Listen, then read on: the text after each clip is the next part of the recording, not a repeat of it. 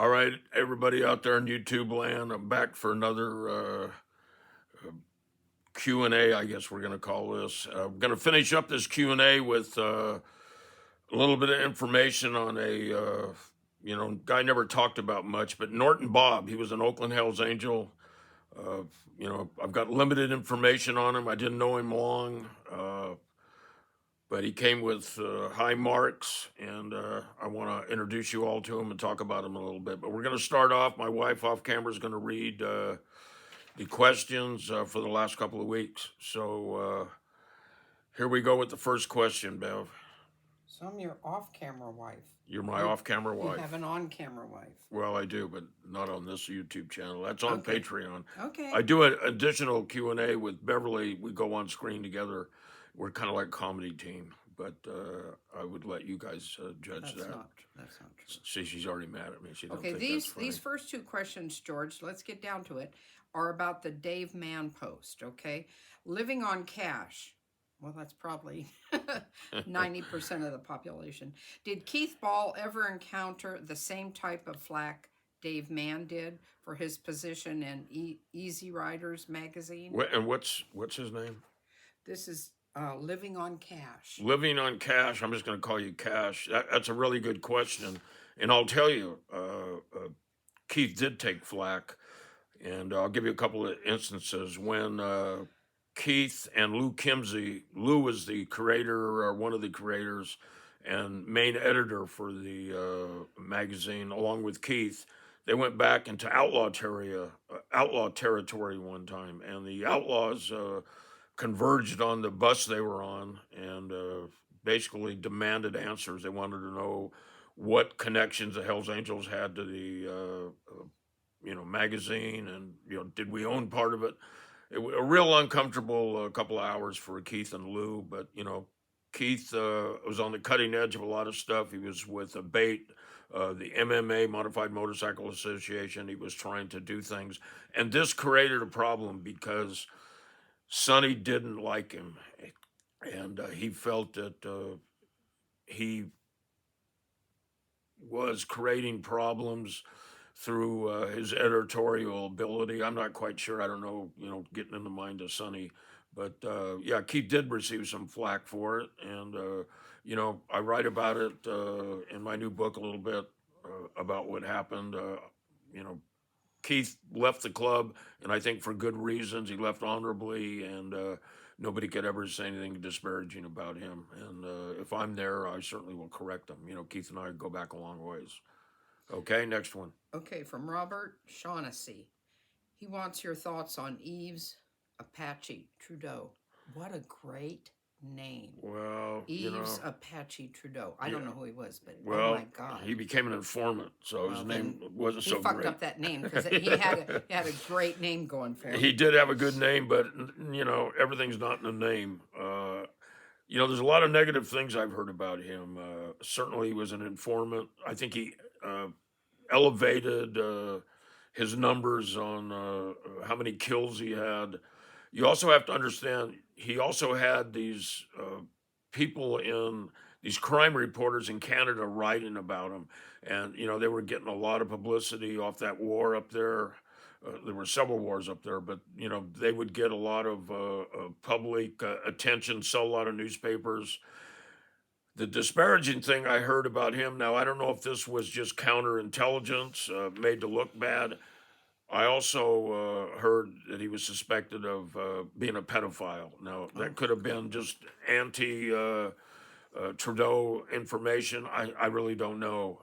I don't talk about him much for that reason. I'm not going to build up somebody that is not only an informant, but perhaps a pedophile. Is it true? I really don't know. But that floated out there for years. So anyways, that's what I have to say about Apache. Okay, next one. Okay, this is from here on out. This is on the Armand. Okay, this is the second post, okay. Armand. David Davis, 6745. Will you comment on your brother, John Christie? Okay. Who is that? Well, John Christie is not my brother. He's not related to me. And there was a point in time, he was a sheriff in Ojai, and he was part of the DARE program.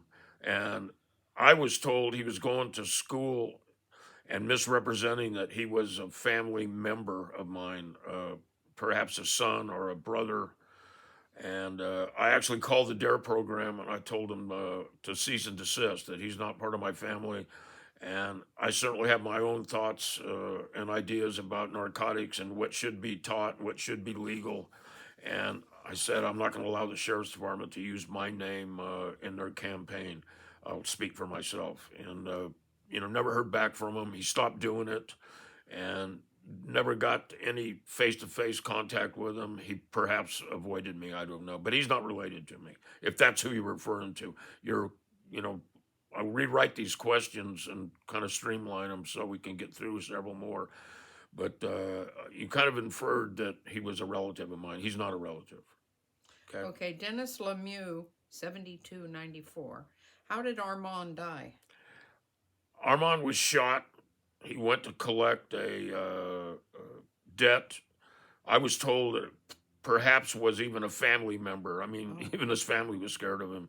He was a big mountain of a man, and when you get that kind of reputation and you show up at a door to collect money, you better be ready for anything to happen. I have another tale of a guy that worked for Easy Rider magazine that went collecting money, and he ran across someone from the Diablos motorcycle club, and he got, he wound up dead as well. But anyways, that's a different story. I may get into that story one time. It's a great story.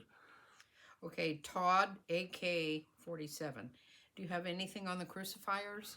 Well, I used to party with the Cruicifiers when I was still independent. I would go up with the slaves into the northern end of the valley, and we run into the Cruicifiers from time to time.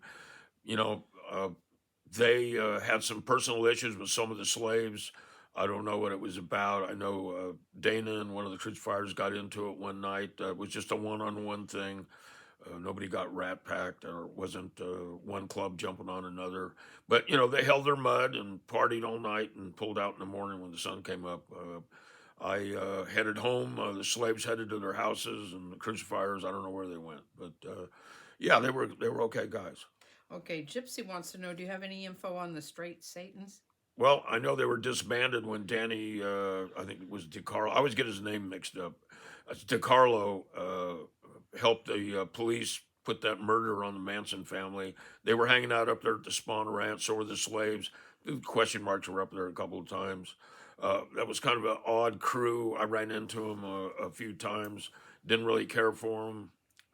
They seemed like kind of low-life, sleazy type people. But they were disbanded, and then they started again in the late 70s. And Hollywood Mike was kind of running that whole thing, putting it together. And it only lasted a couple of years. Jesse and I went down and partied with them at Venice a few times, but they never really got off the ground again. So that's a little history. Okay, Ghost Horse writes, did you know the She-Devils out of Oakland? Well, I did know the She-Devils. Wasn't real close with them. And I'm going to give you guys that are Hells Angel historians. You had your Red Wings, you had your Black Wings, you had your Blue Wings. I don't know if, I'm not going to describe all that stuff to you guys. You know what I'm talking about. Tramp used to wear them, and, I think Little Joe had a pair on for a while. Just different people wore them. But anyways, there was also something that people don't talk about, and they're called White Wings. And White Wings were the guys that, latched onto girls and kind of hoarded them for themselves. And those guys up there in Oakland were kind of white winging those, what are they, the She-Devils? She-Devils. The She-Devils, yeah. I never really got to know any of them. Okay, let's go to the next question. Yeah, she wants to This just is go from right over Is that What one. It Is. Any information on Jim's trip to Australia? And did you ever meet did you ever meet Australian Peter Hill? Well, I met a lot of, well, I'm not going to say a lot because they had a rough time coming up here. I met people from Australia, had a lot of fun with them. I remember there was this one guy around forever named Guitar. He came here. I don't know where he was out of. I know he was an Australian member, but he had something happen. He wound up getting booted out of the club and sent back to Australia. This is about the time when we were starting to have problems traveling. Like we couldn't get into Canada. Australia didn't want us down there. And, Jim went down there, what he went down there for. There were lots of rumors. But this kind of leads me into another subject, and that's Norton Bob. He was an Oakland Hells Angel. Probably not heard of him very much, if at all. He was daredevil. He was a skydiver and a pilot. I don't remember him holding an office, but he did seem to have a lot of political power and sway up there in Oakland. I know he was real popular with everybody, and I first heard about him from David Ortega when David got back from San Quentin prison in the late '60s, early '70s. He had a handful of people he talked about: Robert Poland, Moldy Marvin, Norton Bob. Of course, we already knew Animal, but David had a lot of respect for Norton Bob, and David didn't respect a lot of people. Animal also held him in high esteem along with Cisco. He was really held in high regard. Me personally, I didn't get to know him as well as I wanted to, and I'll tell you, I'm leading up to what happened to him. He was a skydiver, and I know he was part of a skydiving team. I think they held a world record at that particular point in time. And he had a problem with his chute, and it was described as a Roman candle. Anybody that familiar with skydiving, that term Roman candle is when a deployment fails on a parachute. And I was told I don't know if he got it open part of the way down. The story's very sketchy, and I don't remember it. I think I first heard it in the late '70s. But he landed. He broke his back or a bunch of bones, and he didn't jump much after that. And if you went to the Oakland clubhouse, there's a great picture of Norton Bob in there with a parachute, a bright orange parachute draped around him. He had a matching jumpsuit. It was like a jumping parachute suit, and it was topped with a leather helmet. Looked like a Russian tank helmet. It was a really, really strong picture, and it hung in the Oakland clubhouses. As long as I can remember, never saw it taken down. But the information on the internet is non-existent and almost nothing. I know that on one of his adventures, he was trying to set some sort of aeronautical record, and they left the Bay Area in this souped-up plane with big fuel tanks on it and whatnot. They flew to Hawaii, fueled in Hawaii, and then they took off for Australia. They got out of Hawaii. I don't know what their nautical path or map was, but the plane crashed. It was lost at sea, and it wasn't long after they took off out of Hawaii. Of course, all kinds of rumors started running wild. The Feds said it was a big meth run from Oakland to Hawaii to Australia, but it was never really confirmed. But I remember talking to Cisco, and Cisco told me he took a flight to Hawaii. I don't know what was going on in Hawaii because I know Animal would go over there, Big Albert, Moldy Marvin. So something was cooking in Hawaii, and I'm not speaking in tongues there. When I say cooking, I have no idea. But something was going on in Hawaii. And what happened was Cisco went over there, got the latitude and longitude on the last radio contact, hired a plane. They flew out, over the ocean looking for debris or anything they could find. And then finally, Cisco had the pilot bank in, and they threw a bunch of flowers on the water. And that was Cisco's tribute to Norton Bob. I can tell you, if you want to see more Norton Bob, go on Hells Angels Forever.